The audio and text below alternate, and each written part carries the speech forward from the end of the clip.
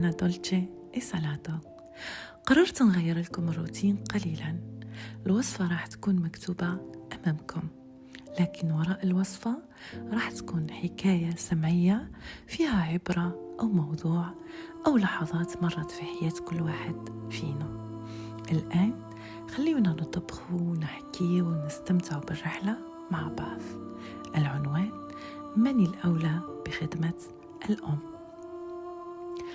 في دار بسيطة كانت ساكنة الحاجة فاطمة، مريضة وطايحة في الفراش، تعيش مع وليدها سامي ومرته خديجة.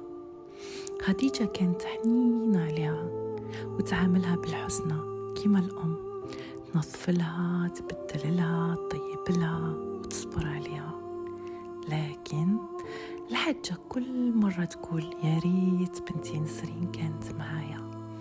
خديجة تسمع يوجعها قلبها، تقول لسامي وحيد أمه أنا نخدمها بالقلب والنية الصافية وهي تتمنى في بنتها. يرد عليها سامي ويقول لها قلب الأم ديما يبقى متحير، ما عليهاش لوم. في يوم من الأيام جات نسرين، دات يمها عندها يوم ولا يومين.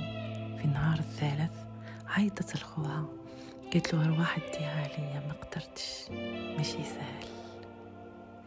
رجعت الأم المسكينة متحسرة وعينيها مغرغرين ومعمرين بالدموع، ما لقيت ما تقول.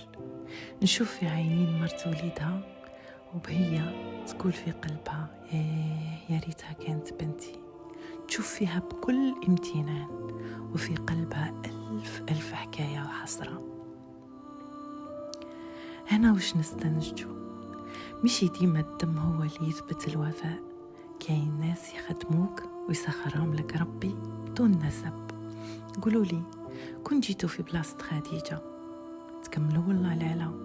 وشكون أحق بخدمة الأم المريضة المسكينة، مرت ولدها اللي تسكن معها ولا بنتها الغايبة؟ كانت معكم أنا دولتشي إي سالاتو. لا تنسوني من دعمكم أو من نقدكم البناء. شكرا.